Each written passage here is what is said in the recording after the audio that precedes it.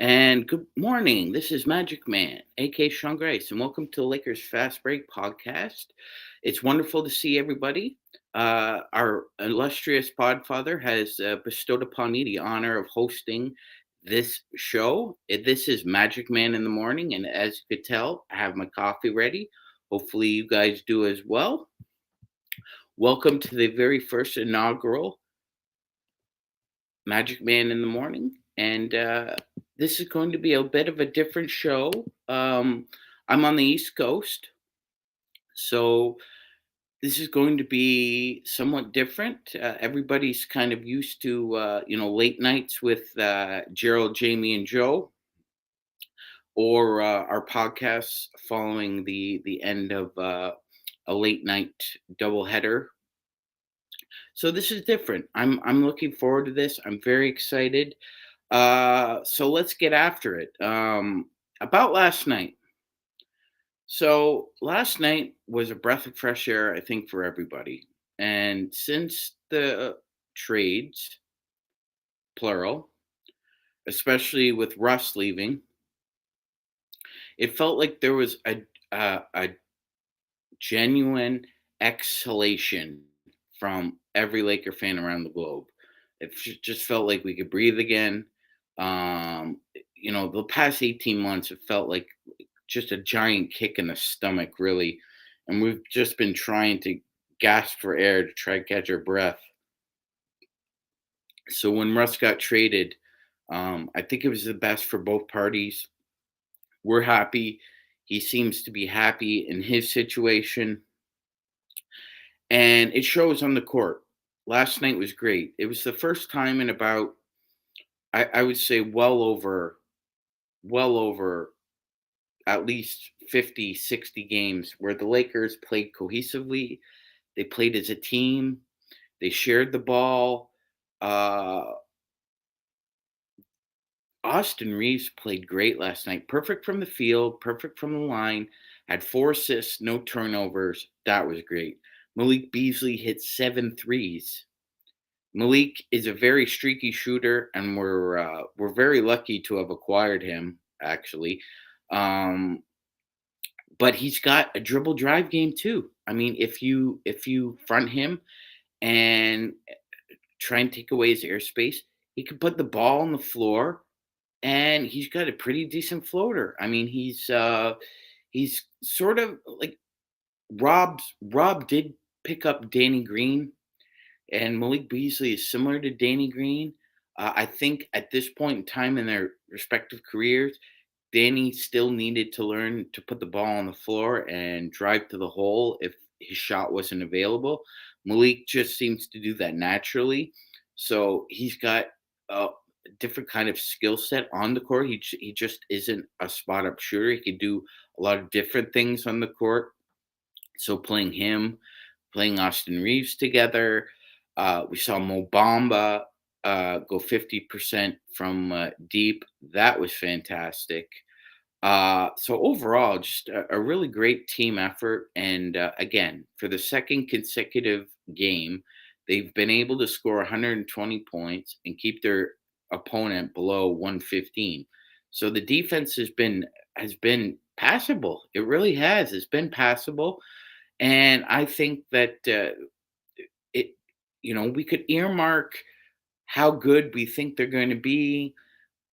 Frankly, with LeBron sh- shooting 5 for 20 and AD only shooting 5 shots and us still winning by double digits, especially with D'Lo missing 40 minutes of the game, he only played the first 5 or 6.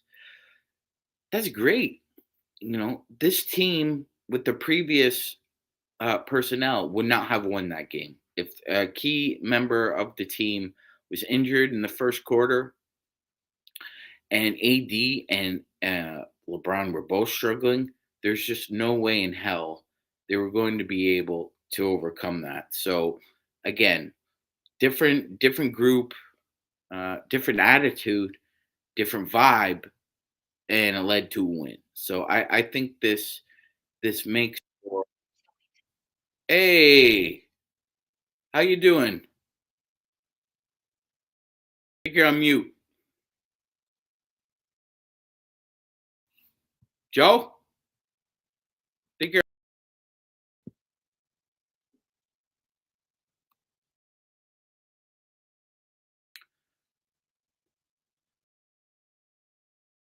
Woo! Hey, Hey, you're what's up up? early, man. Can you hear me? Yeah, I can hear you, sir. Good. Yeah, I would have got on a little earlier, but I had to take care of a few things. But You always got to take care of a few I things, heard the man. bacon. I heard the bacon, so I had to come and So how? smell it. So is there any kind of bacon better than crispy bacon? I don't think so. I don't think so. Little burnt is always kind of the thing. Yeah. Yeah, Uh, yeah. It's different than chicken. You don't burn chicken, but like you said, a little tinge on the bacon just makes it extra crispier. yeah, for sure. And then eggs with bacon is always going to be the peanut butter and jelly of bacon. How do Uh, you like your eggs, sir? Over easy. Over Sunny, easy, sunny yeah. side up. Okay. Now, if you go over easy, do you like Texas toast or regular toast? So I grew up in a Middle Eastern family. I'm Middle Eastern, and we used to eat pita bread with it. Okay. As when I got older and I would do more, let's say, a specific diet where I was eating more eggs in the morning, I would eat it just the eggs and whatever meat that I chose, whether it was a sausage or whether it was a bacon. Uh, if that was the case, I would then scramble the eggs and put bell pepper in it or and tomato and things like that. But if I'm eating eggs the way I want, it's sunny side up or over easy because I like the yolk, and then I dip the bread, the pita bread in it, and it. Well, and I put Cholula on it with salt. That's my thing. Ooh, Yeah. I'm gonna try that now. I haven't Oh tried yeah. that. All Yeah, it's right. good. So after sleeping on last night's win, any other comments? Well, I'm hearing that D'Angelo Russell might not be playing here Sunday, Yeah, I read uh, that too. and I'm also hearing he might not play the following game. I don't know what the hell happened to his ankle, but I don't know what's going on here.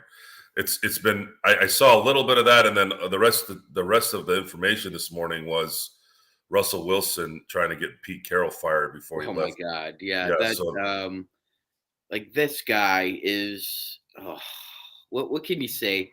Well, Joe, you often talk about hypocrites and how you can't stand them. And I think most people would agree with you, sir. And that guy is at like the top of the list when it comes to NFL players.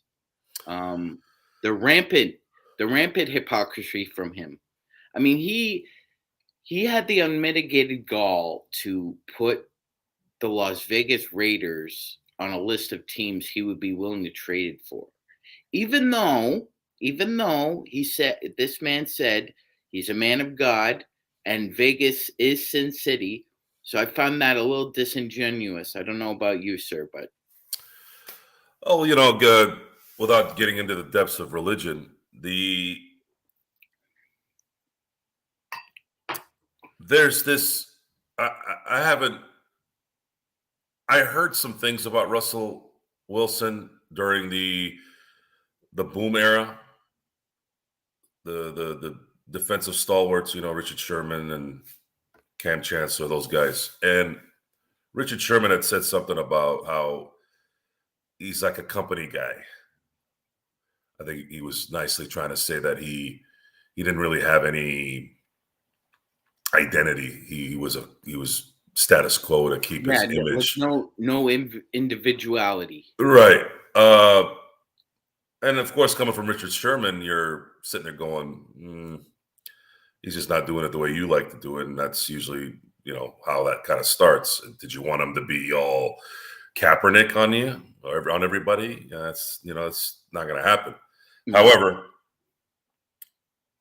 there have been some rumblings that he's been just not a good teammate. I don't know how. It's very odd. It's he's not vocal. no, You don't see him yelling at anybody.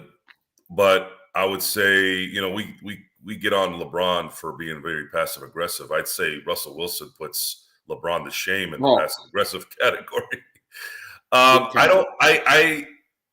I I What was stood out to me, sorry, Joe. What stood out to me was there was a game this previous year where the Broncos were playing the Carolina Panthers, and a defensive lineman for the Broncos named Mike Purcell, who's from Denver and was undrafted.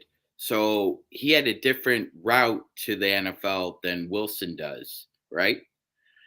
He got in Wilson's face right in front of Nathaniel Hackett. I'm not sure if I'm sure you saw the video. A lot of people, others I did. did.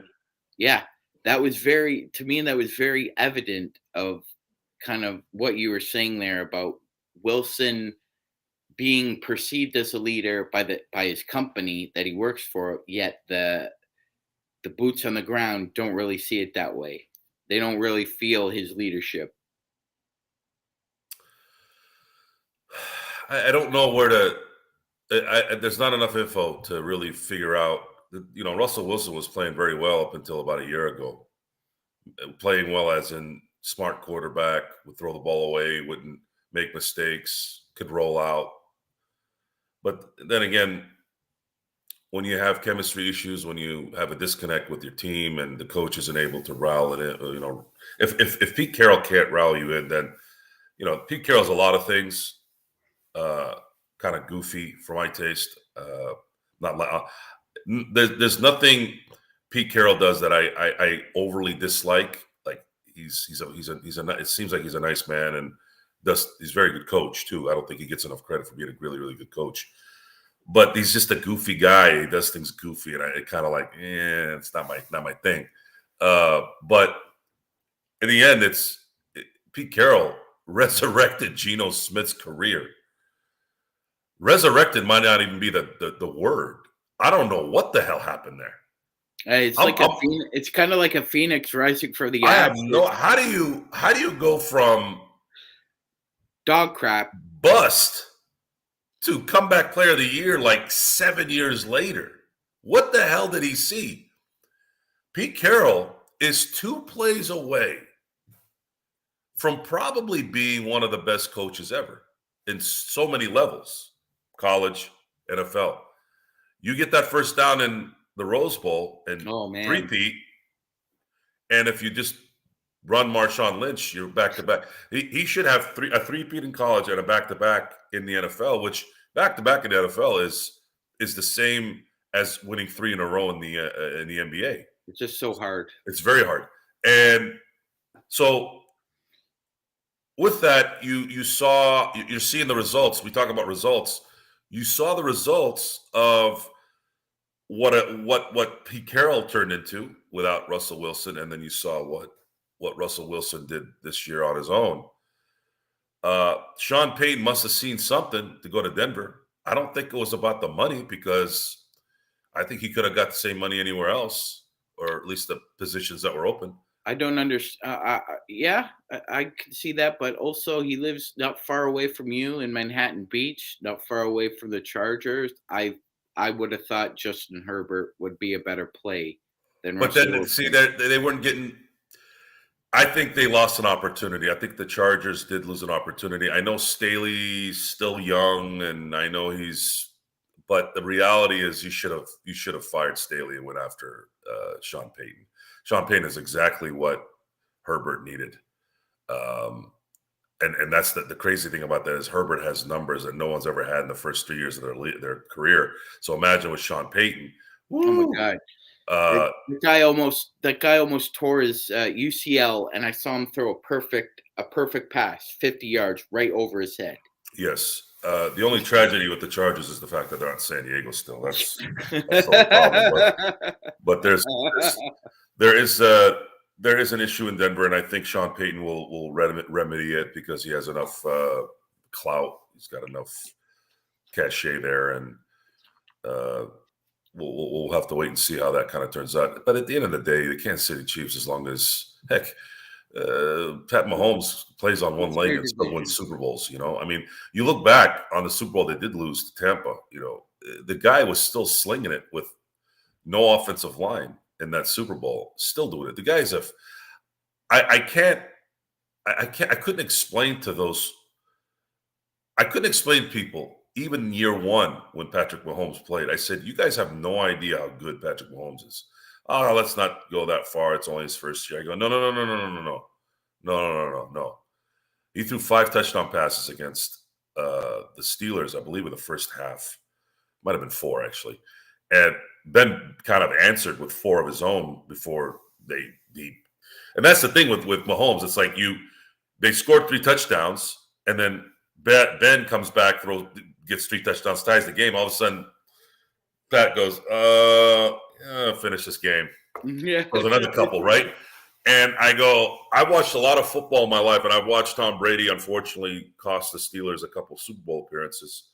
I go, if Patrick Mahomes with Andy Reid play together for 10 years, I go, they're going to win 4 or 5 Super Bowls. I go, his talent is unmatched. He is Brett Favre with Dan Marino's ferocity, but calmness of the Joe Montana, like the cerebral thing. Yeah. He doesn't get too crazy, because Dan Marino was a beast, right? He was ferocious.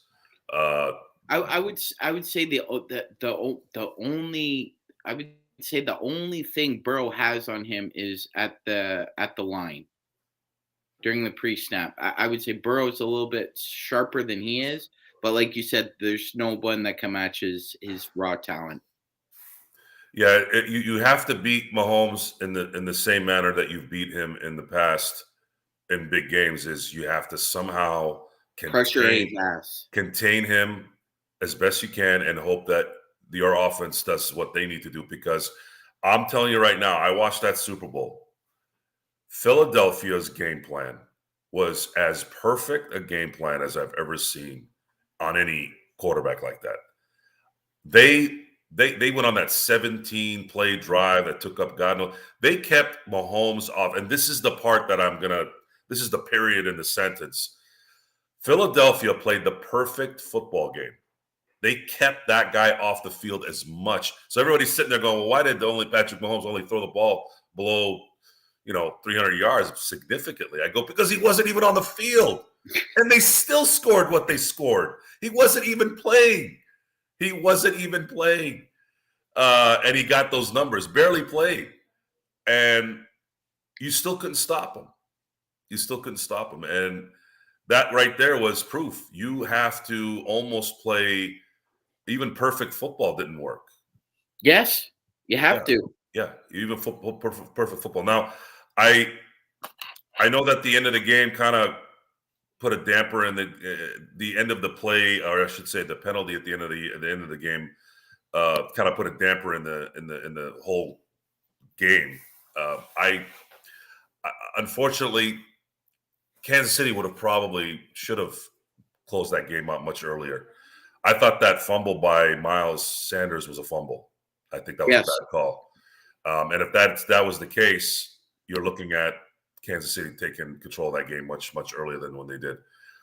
But it was a nice game, and unfortunately, it had to end the way it did. And I really felt bad for Jalen Hurts to a degree in terms of the game, because he did play absolutely phenomenal football. And I'm surprised with Jalen Hurts, what Jalen Hurts has turned into. It's too bad, too, because as a Steeler fan, I was hearing rumblings that the Steelers were going to draft him in the second round.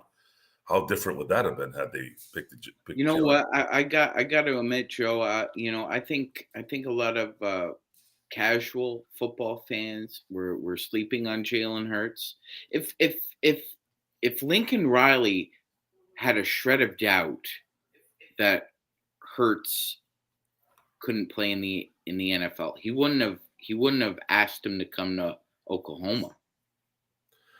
Yeah, that should have been the big gold star to say, yeah, if he thinks he's ready, then he's ready. Because there's nobody in the world basically who can mold an 18 or 19-year-old kid into an NFL quarterback better than Lincoln Riley. very true.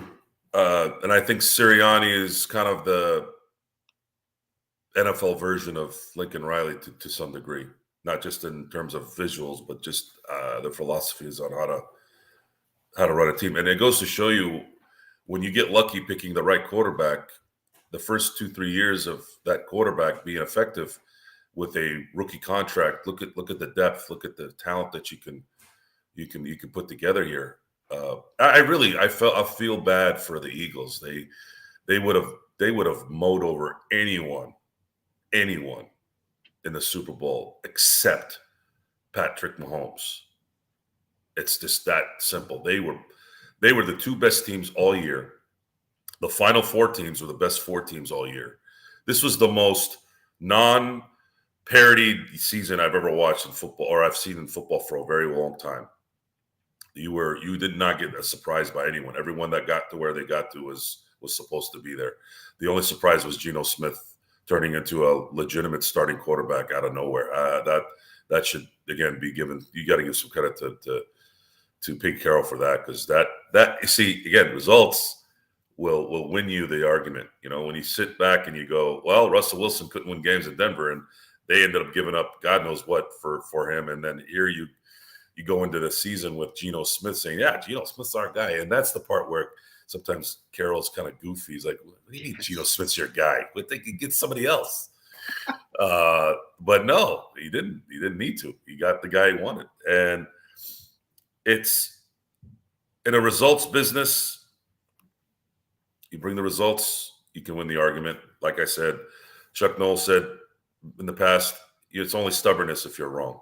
He's right. So you need to stick with your guns, and if the results are there, then they're good. If they're not, they're gonna look like a jackass, and that's just the way it is. That's life. And you know what, sir? I'm glad you're on this morning, because I heard what you had to say about Charles Barkley and what he had to say about the current state of affairs as far as player empowerment, and man, they're milking that to the last drop, right? They're gonna tip the cow over until it's all gone.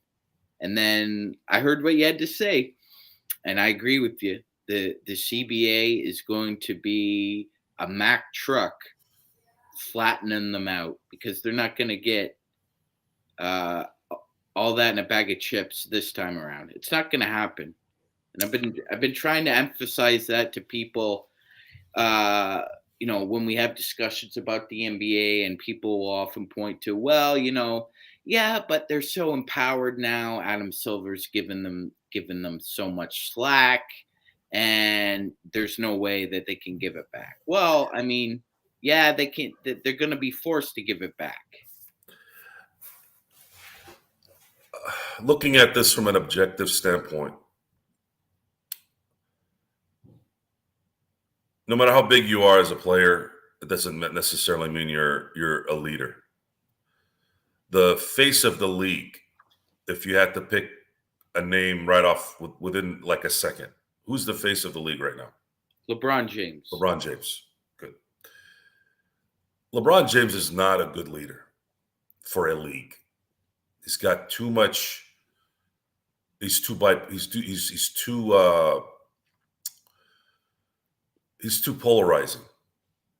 He's just too polarizing. When you think of leaders of leagues, you think of Magic and Bird.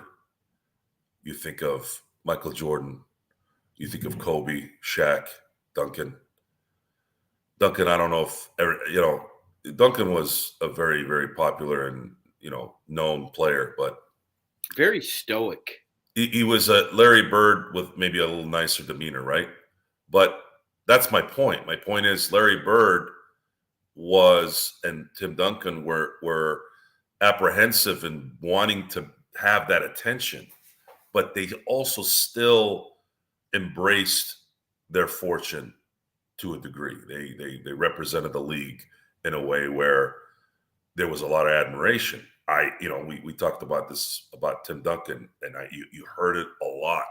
Oh, Tim Duncan is one of those guys that went to school for all 4 years, and he could have went to Orlando after 4 years, and no, he stayed loyal to San Antonio Spurs. And guess what?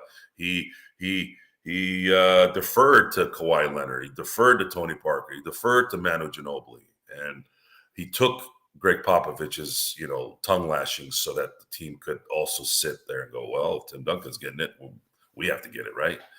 That's the part where leadership and and being the identity of a league is good. Bird, I mean, I know there was a lot of racial tones to the Magic Bird thing, but it wouldn't be that if they weren't great. If Larry Bird was just Danny Ainge, Well, we're not having this yeah, discussion, right? So, to his credit, he played that up way more than Magic did. well, it's because it's kind of like when you're that competitive, when you're that ferocious, because Larry Bird was a ferocious person. He had a I want to end your life I don't mentality. give up. That's what his Right. attitude was. So, whoa, you hit that at the perfect time in the 80s. That was the mentality still, right? You had all the 80s movies were, Christopher Walken in The Time to Kill, and I'm not A Time to Kill, sorry, A View to a Kill, jeez. A Bond movie. Like, you had these cool bad guys, and to some degree, Larry Bird was like a cool bad guy. And then you had Magic, who was all smiles, but just as ferocious, just he did it with a smile. Uh, and the NBA right now, unfortunately, after COVID, after and this is the problem, is it's not just a LeBron problem. It's not just people are naturally trying to pick sides because that's what the tone is in the world. What you need to do is you need to get on wherever media platform and go, listen, and do what Aaron Rodgers does. Listen, I'm not on anyone's side. I'm on the side of what I feel is right. And it doesn't go that way or that way. It goes back and forth sometimes. But the thing is, LeBron James is not eloquent enough to explain that. He hasn't had the ability to do that. And then on top of that, you have more idiots out there that have a forum to speak, and it creates this tension and this disconnect. And you know what, Joe? What concerns me at the top of my concern meter with the NBA today, other than the systemic, seems infectious problem with officiating, is just to piggyback off your point, man. I really don't think that as a league, and I'm talking about the players as a whole, like you were saying back in the 80s, those guys had skin in the game, right? Because the NBA was on the verge of bankruptcy. The TV ratings were in the toilet. You couldn't find advertising dollars to save your life. So they were incentivized to care about the game and the health of the game.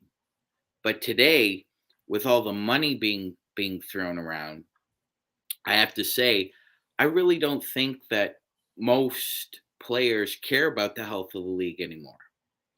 And I think it goes to your point, and it's this isn't a slight or a diss on LeBron, but LeBron's 38.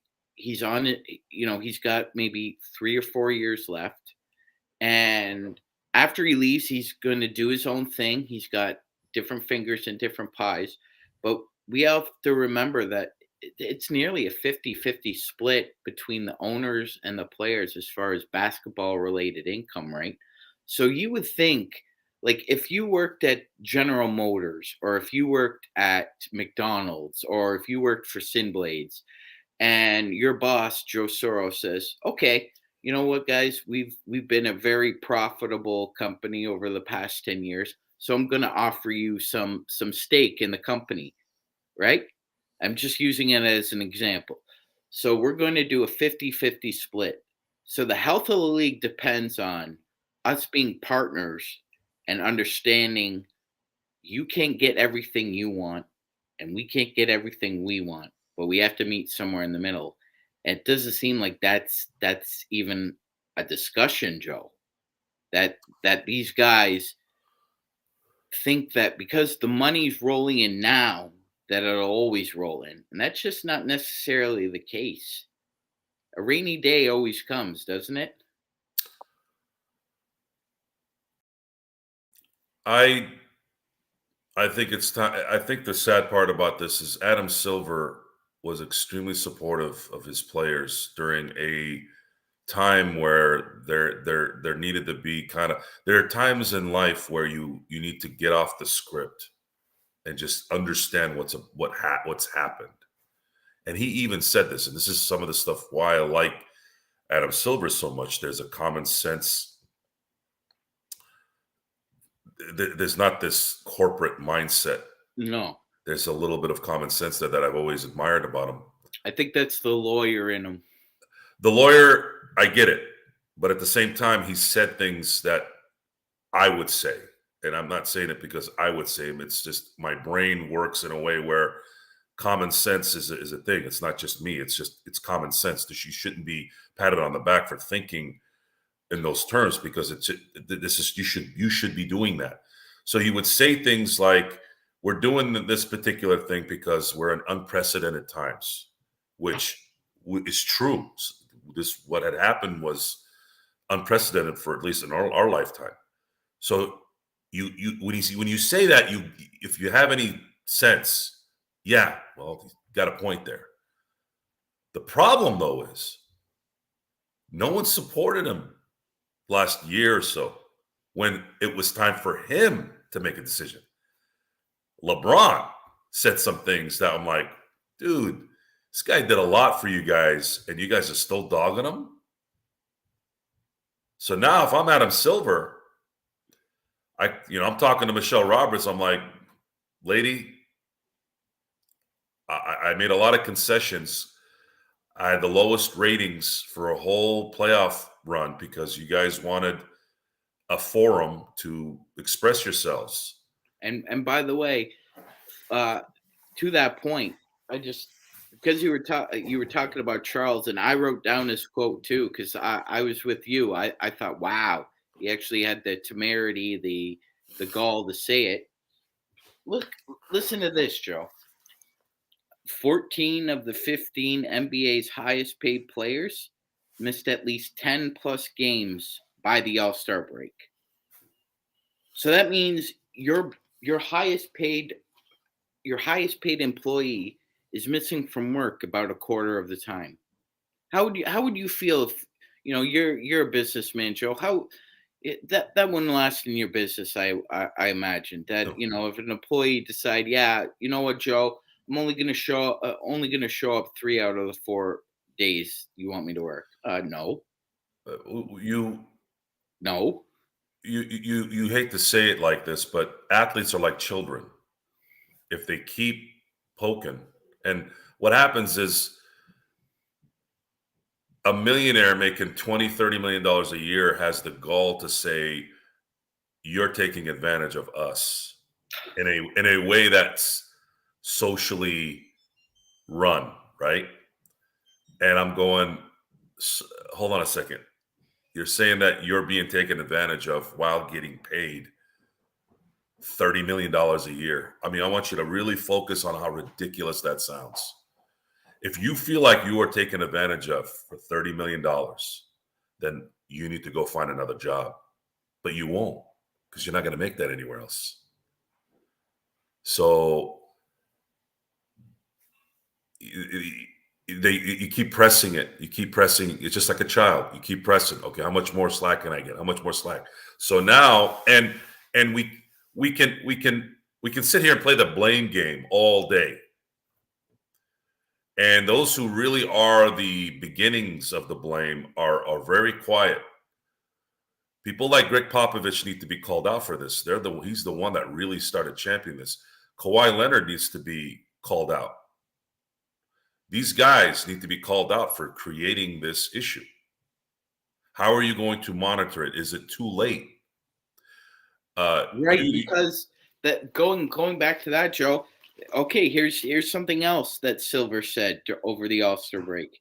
He said, "Science determines the appropriate amount of games to preserve health." Yet, when he was asked, "Well, if that's the case, if you're going to use that as your pro forma for everything, then why don't you reduce the number of games?"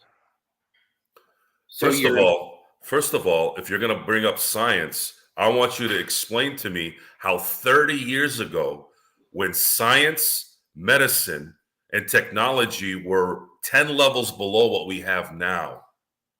And amenities, 10 levels below now. Why those guys were playing 82 games a year.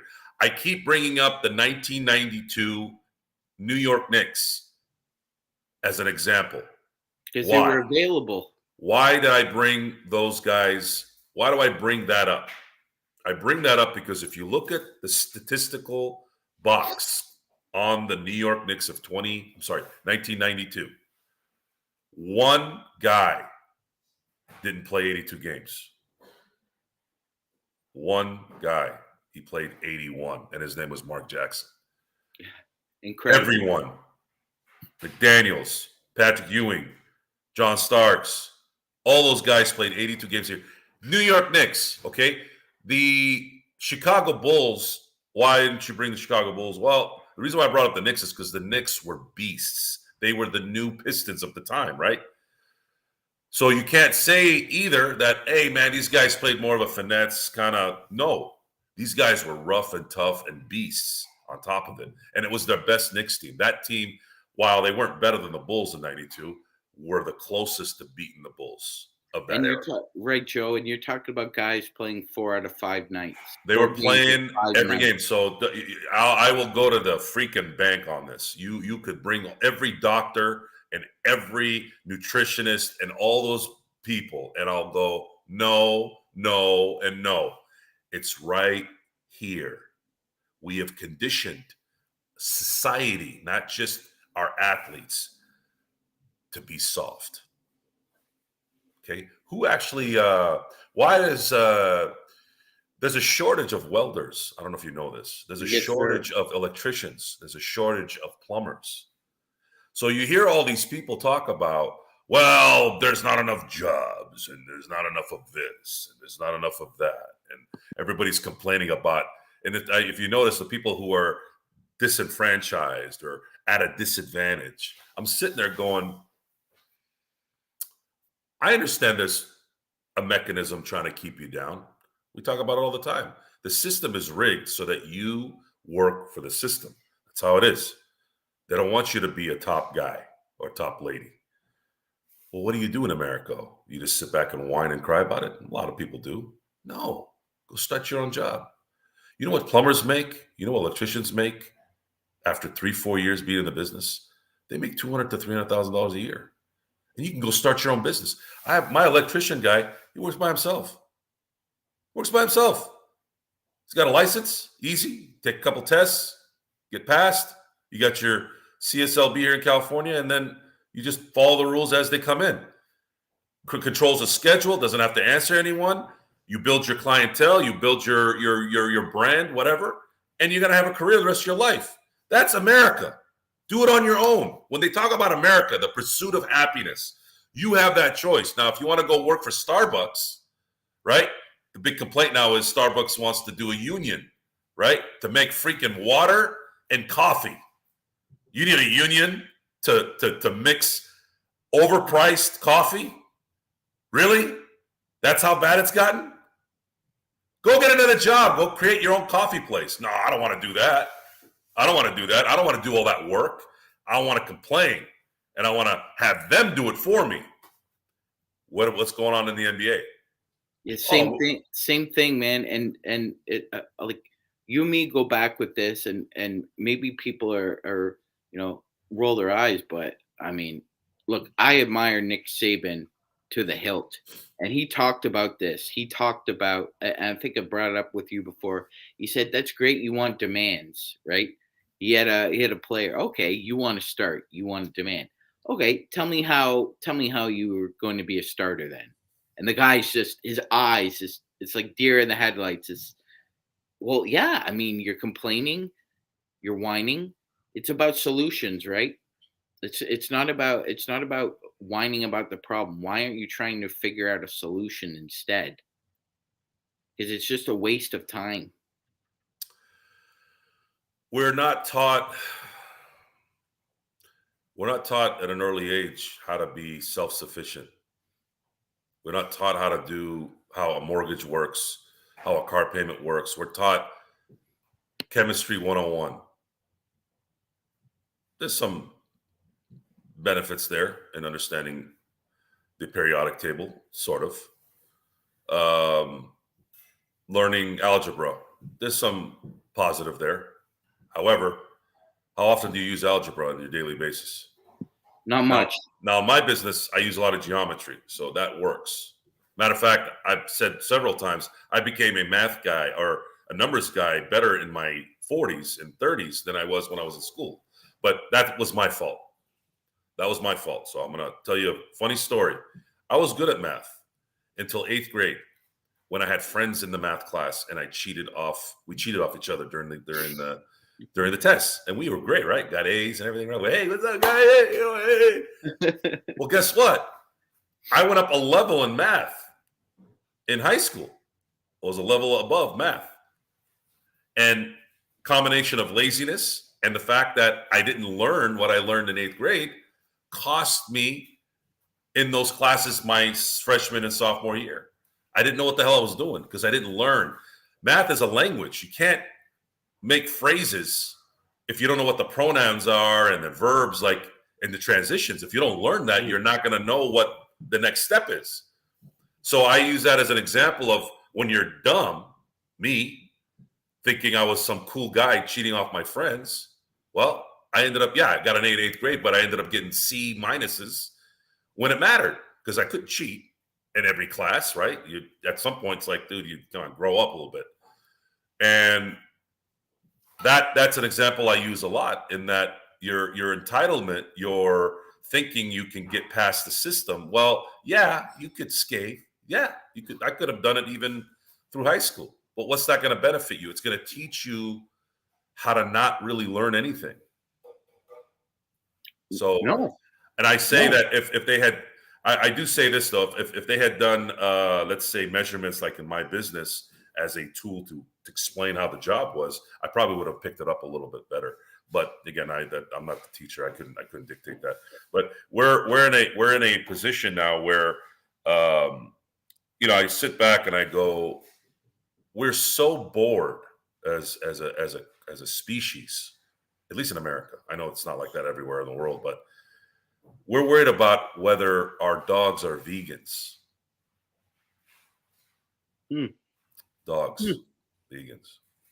Hmm.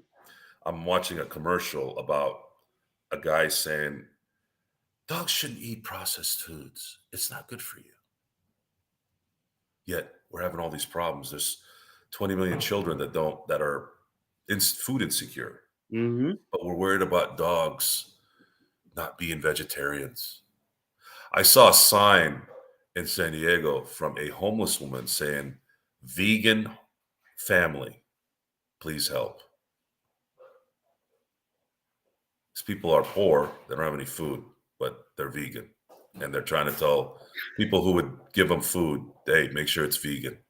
I remember that line from Dave Chappelle. He said, "If you got enough money to buy a Sharpie and write down how hungry you are on a cardboard, you're not that poor."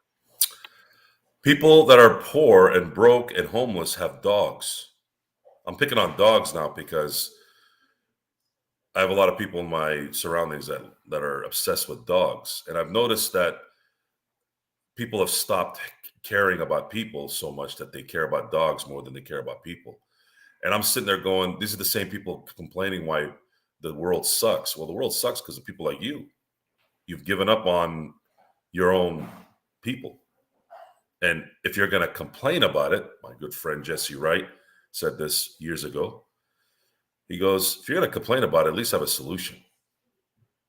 But people don't want the solution. Yeah, I have no. friends of mine who are uh, people I have a lot of respect for, who I admire, but the problem is their solution skills are terrible. Yeah, They, and I remind myself often now, try to 9 times out of 10. If you're going to complain about something, you better have a solution for it or a temporary band-aid, something, because there's no use in complaining and whining if you're not going to do anything about it. It's a waste of time.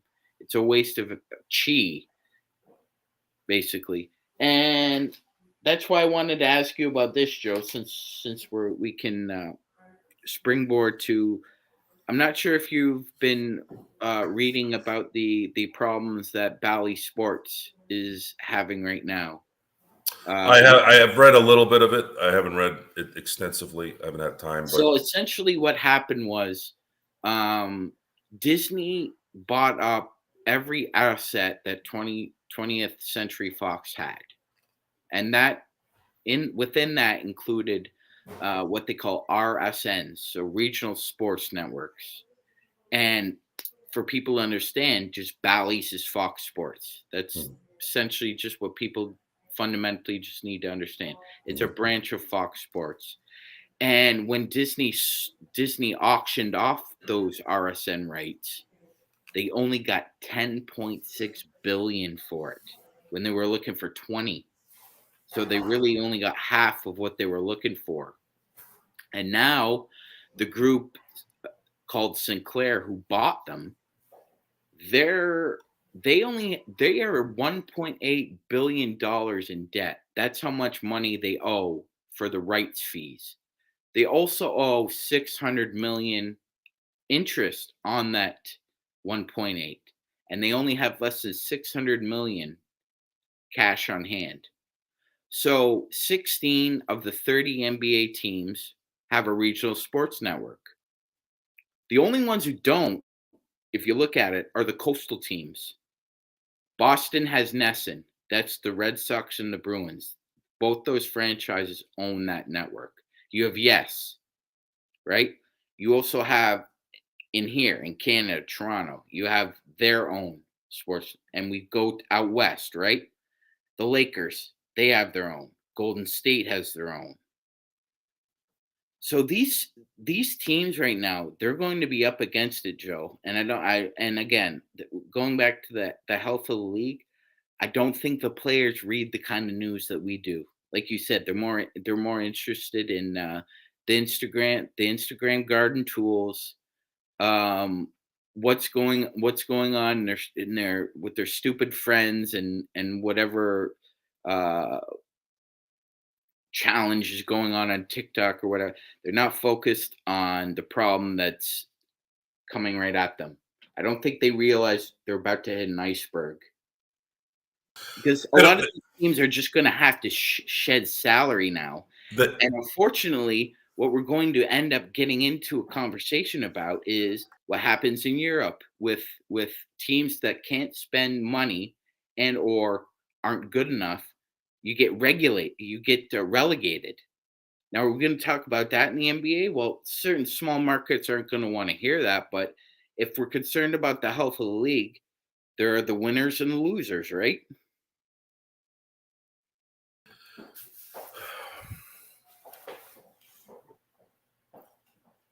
this is a deep conversation. It goes in so many ways. It could go in so many ways. But we'll keep it at sports. At the end of the day, the chicken is coming home to roost. The constant, terribly managed decision making on, let's stick to the NBA since that's our show, is you have those who stand on something. And if you even bring in any kind of, that's the word I'm looking for, even if you have a different view, let's say, on that stance, it's very quickly, easily labeled into something negative. You have to be very strong. You can't turn into Drew Brees. And that's the problem, guys, is you have too many Drew Breeses when they stand up and speak their mind, rightfully so, and they're not even saying anything wrong. That's the sad part. Imagine saying something that makes sense and is correct, yet you're apologizing for that. You've just diluted the whole point now because you now can't articulate, look, hear me out. Why is Aaron Rodgers able to do it? You don't see Aaron Rodgers get ostracized. You know, they might make fun of him for going to some tent in the middle of Oregon, but I really believe, and this might be me being naive, he's just messing with everybody. No, you're not being naive at all. I mean, come No, on, not at all. that would be something I think I would do. Hey, I'm going to go into a dark place and not listen to anything for a week. And then just sit back and talk to Pat McAfee, whomever he's talking to, and go, dude, I'm just messing with everybody, man. Oh, He's probably that was hilarious. That was right. hilarious. So to me, it's like you already seeing it. They were trying to get Aaron Rodgers, right? They were trying to get Aaron Rodgers in so many different angles, and he had to sit there and say X, Y, and Z. Relax, RELAX, right? You know, people like Aaron Rodgers, and then there's people that don't like him. And the people that don't like him, it's funny. They say the same thing. This guy doesn't care about his teammates. I bet you these are the same people when they go to work, they can't stand the coworkers either. Look in the mirror when you criticize people. I want you to really look in the mirror for people who are watching. When you criticize someone, look in the mirror and make sure that person isn't doing the same thing. Because if you're doing the same thing they're doing, we're going back to the H word again. Okay. Drew Brees, I use him as an example. All he said was, my family were former veterans, Mm-hmm. and I'm going to support those guys. And instead, he had a bunch of jackal for teammates that didn't support that because they were already into their feelings, who completely destroyed him. And then he was worried about his TV gig and all that. Again, back to, the selfish reasons why he wanted to. Then he started wearing shirts with people's names on it that have been hurt in the past. I'm like, dude, really? Like, you just completely pussed out, like in a bad way, too. You were better off just going silent, going away. That's the problem. Same problem with those people like, I don't want to watch the NBA anymore. The hell of LeBron James. How are you going to solve that problem if you're just going to go away? Yeah, you're not. Now, here's where you can make a difference, and it looks like it's sort of happening. You mentioned those numbers for those regional networks. That's how you talk, baby. Because if they're getting 10 billion instead of 20, that's a big gap. So Huge. now when you come back and you have this salary cap thing that you need to put together, does that change? Does it go down 10 million, 10 billion, whatever, right? Right, because there was a report that right now it's at 123. It jumped from 112. They're talking it could go well over 175, depending on the TV con. Oh my God. Now you're talking about half your teams are struggling with trying to get regional money for their product to put it on the air. That's where you need to kind of give your head a shake and really think about what's the issue here. Is it the fact that I'm only play I want to play in 55 games a year. I don't really want to play 75 instead of maybe I'm not even playing in the league in 3 or 4 years, depending on my abilities and whether or not the team's healthy or not. Like, for example, just as an example, the Orlando Magic sold their naming rights to a company called Amway. I'm sure you've heard, Joe. Basically, Amway is a pyramid scheme. It's basically a sophisticated kind of disguised pyramid scheme. And now you're talking about a team that's in bed with somebody like that, and now you're struggling to even find distribution for the Orlando Magic. That's just one example in the NBA right now where people are just not seeing the forest for the trees, Joe. And you've talked about that before. You're worried about this over here, but your house is on fire. Your house is on fire, and you're worried about your mud on your tires on your Corvette. Yeah, there's an assault on big industry. Those who are CEOs, the old lineage ownership types, guys that have generational money. And those guys have to be cautious of what they say and how they do business because they don't want to give off that image like a Daniel Snyder or Jerry Jones, right? They've been coming after Jerry Jones like crazy. They're trying to find, him doing things outside the football stuff, and they can't really find anything. But that's the thing, is there's an all-out assault to Oh the god, to yeah. the Let's old let's guard. find a picture of him from like 60 years ago that's completely out of context Right. and just tarnish his Yeah, and reputation. all you need to do is put a picture of him looking like this. And it's funny because I had this discussion about a friend of mine who shook Bill Cosby's hand at a comedy show 20 plus years ago. Okay. And with the whole Jeffrey Epstein thing, this guy was kind of like a negative, like the devil version of Howard Hughes. I mean, you could even say the Howard Hughes was a devil too. But this guy strategically created this kind of Network. network that he knew he could get his jollies off hanging out with the stars and all this, and you get them what they want. And at the same time, hey, if you guys want a piece of this, you better keep your mouth shut. Right, because I got your hook. I got my hooks in you right Right, now. right. So now, where are we standing with that now? Well, I could get deep. Um, I find it funny, that my friend shakes Bill Cosby's hand. Now, if I had a picture of that, I could take that picture and go, you see this guy?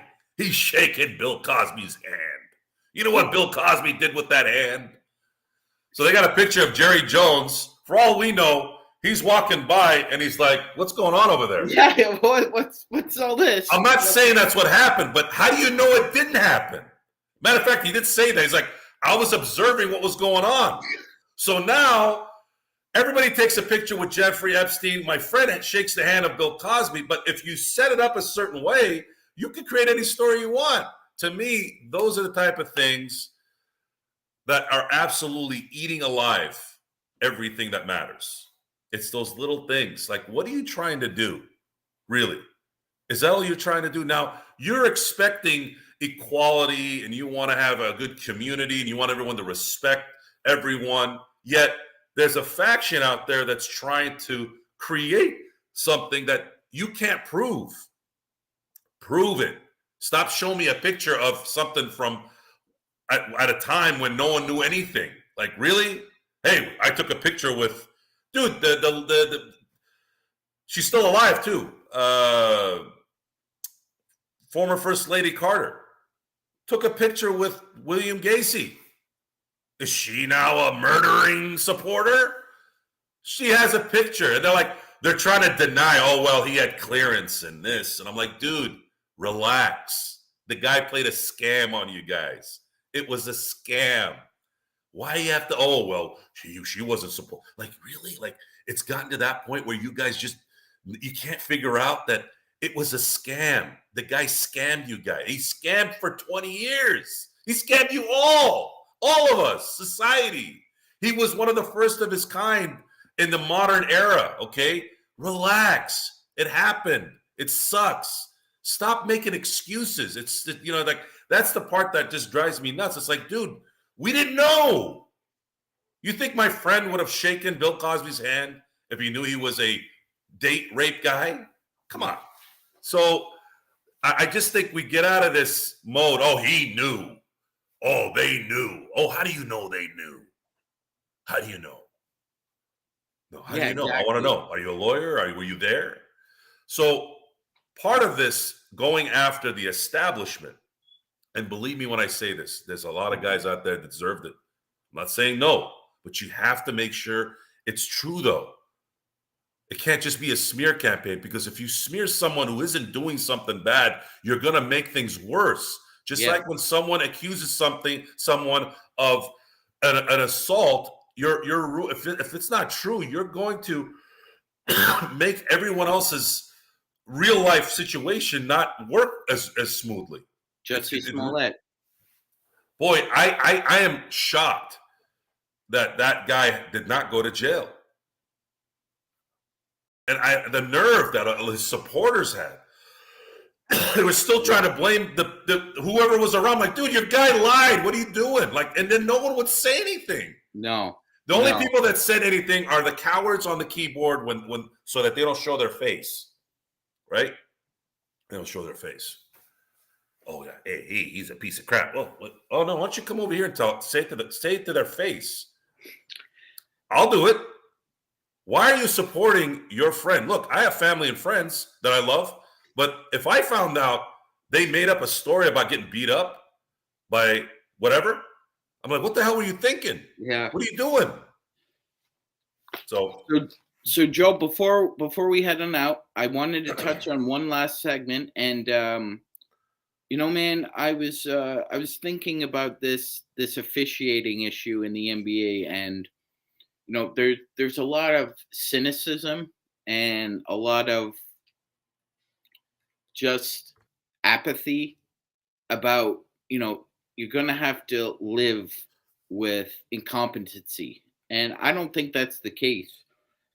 Ever since, see, the this problem started not because of Tim Donahue. It started because of David Stern, and let me explain why I believe that. So when this all came out, David Stern's philosophy was silence is golden. So whatever Donahue says, we don't respond to. We just keep silent. That was a huge problem, Joe, because whenever he went on one of these media tours, I'm talking about the scumbag Tim Donahue, there was no counter argument for anything he was saying. None of these media groups or corporations who had him on would have someone else on from the NBA or from the FBI or wherever to dispute or counter what he was saying. So it just let people's imaginations go run wild that somehow now that the game is fixed and it's more like wrestling and there's a script and blah blah blah. And I was doing some digging, man, and I found this quote that Cuban had from 3 years ago, February 23rd, 2020. I'll just read it quickly. It goes back like I tweeted. You've got Ronnie Nunn, who only hired people from the Ohio Valley Conference or wherever his buddies worked at, including a former Rucker League ref who lasted only a year. And so now we're paying the price that his hiring and training was so bad that we don't have any good refs. And so then we went to Don Vaden, who was here 2 or 3 years. Then you went to Bob Delaney, who wanted all these refs to go to brain doctors, take vitamins, and force the refs to try and do that blank. So we have lots of former police officers. And so out of 1 million refs around the world, we have this incestuous group of refs that we've hired, literally brothers and spouses. We've hired literally brothers and spouses. I don't know which came first, the hiring or the spousing. But some high school, same cities, when it comes to training, we signed Joey Crawford and Bennett Salvatore to teach these guys how to ref. And the refs I've talked to said they spent minimal time doing video training with them. It's the same problem today, man. It's the same problem today. I'll give an example. So the ref who missed the call in the Celtics Lakers game is Jason Goebel. His brother John is also a ref. They're both former Miami-Dade police officers. Now, I'm not sure what this obsession is with the NBA and wanting to hire former cops because they think somehow with their demeanor, with their training, that somehow that will reflect good or better on the league as a product. I don't know that's necessarily the case. I think it should be based on an individual's ability to understand what they're looking at. I mean, you could watch 4 different games tonight, and in one game they'll call a charge, and then the next game it'll be a block, and in the next game it'll be a block, and the next game, like, it's inconsistent. That's all we're asking for is consistency. Now the style of play has changed, no doubt. It's not as rough and tumble as it was. There's more movement. So they need to adjust themselves. The referees should be allowed to be put in a position where they could see the best angle to call play rather than just being situated in a fixed position. But I don't know why the NBA hasn't decided that because the style of play has evolved, the way we need to call the games has evolved too. I mean, there are only three refs in the NBA, right? I get it. It's probably the toughest sport to officiate, but football has adjusted. Football has adjusted. I'll give a great example. Okay, so in the playoffs, when Danny Crawford was reffing Mavs games, they were 1 in 15. 1 in 15. Now, they did a statistical analysis of how random that would be. There is like 119 in 100,000 chances that they would have that record in games coached by him. Now, we all know about Scott Foster and Chris Paul. Every time those two are in a playoff game, you immediately see it on StatMuse or something on Twitter. Chris Paul's 0-14, 0-15 in games coached by uh, refed by Scott Foster. In the NFL, I'll give a great example. During the Tuck Rule game, the referee who made the final call was named Walt Coleman. Walt Coleman never refed a game in which the Raiders were playing ever again. Ever again. Now, we get told all the time, we only have so many referees, and we have to assign them certain games, and we can't be switching out officials here and there because of perceived bias. Well, something now, like you said before, with the CBA coming to a head, I think this problem with the officiating has come to a head too, because you've got Monty McCutcheon, who they took from the court to upstairs, saying, "I have a lack of fundamentals with my people." Dude, you know better than I do, being a being a businessman. If you don't have your fundamentals, it's a house of cards.